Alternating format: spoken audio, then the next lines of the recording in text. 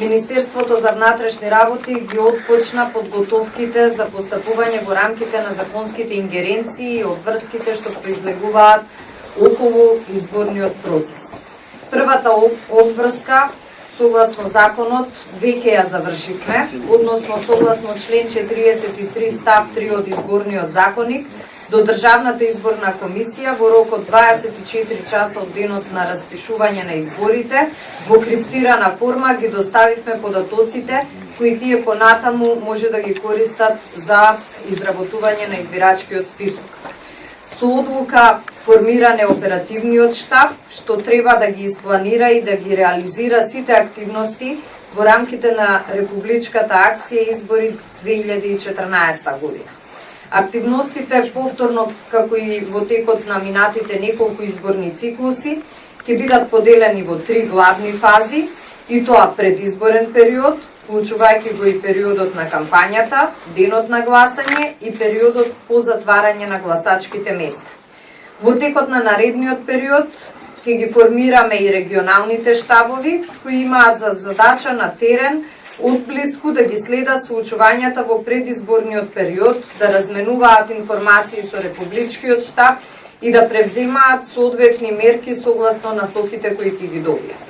Во целост е подготвен и одделот за обезбедување, кој инаку согласно прописите има обврска на сите кандидати за претседател на државата, чија кандидатура ќе биде потврдена од страна на Државната изборна комисија, да им понуди соодветна заштита во текот на предизборната кампања.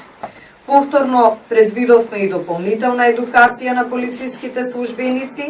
и во моментов ја утврдуваме и агендата и планот за нивна дополнителна обука што ќе треба да се реализира од страна на секторот за внатрешна контрола и професионални стандарди, а ќе се одржи во тренинг центарот во Идризово. Во врска со одржувањето на претседателските избори 2014 за законско и професионално постапување и превземање на мерки и действија од страна на вработените во МВР, секторот за внатрешна контрола како контролен механизам на работата на полицијата ќе превземе и други активности, се со цел изборниот процес да може да се одвива без никакви пречки. Ќе се одржат и работни состаноци со раководителите на организацијските единици во МВР, на кои ќе им биде укажано за одговорноста која произлегува од регулативата, вклучувајќи го и правилникот за начинот на вршење на полициските работи и правилникот за начинот на постапување на полицијата за време на спроведување на изборите и останатите законски и подзаконски акти.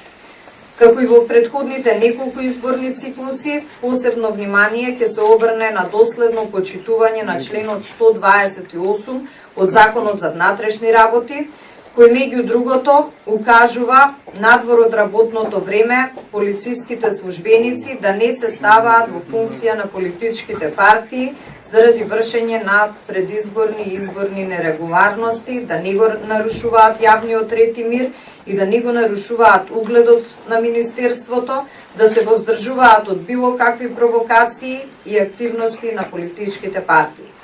Секоја спротивно однесување нема да се толерира и ќе повлече најстроги дисциплински мерки согласно колективниот договор на МВР и важечките прописи. Вработените во секторот за внатрешна контрола ќе постапуваат по сите представки, а на денот на изборите ќе бидат распоредени во секторите за внатрешни работи. За секое примено известување за незаконско и непрофесионално постапување на полициските службеници, припадниците на секторот, веднаш ќе излезат на лице место со цел да се констатира фактичката состојба и да се превземат мерки кои се неопходни во конкретната ситуација. Исто така, дадовме и насока за зголемена динамика во работењето на управните служби, кои согласно досегашната практика и овој пат ќе издаваат биометриски документи на денот на изборите, како што впрочем тоа било случај во сите други изборни циклуси на нас. Министерството за внатрешни работи очекува добра и искрена соработка и со политичките партии и со сите останати институции кои се задолжени за непречено одвивање на изборниот процес. Ова го правиме и го бараме од другите институции пред се во интерес на граѓаните и во интерес на нивното демократско право да гласаат исклучиво според сопственото убедување. Ние сме подготвени да направиме се што е во наша надлежност, граѓаните повторно да можат во мирна, фер и демократска атмосфера да гласаат за онаа опција за која тие лично ќе проценат дека е најдобра.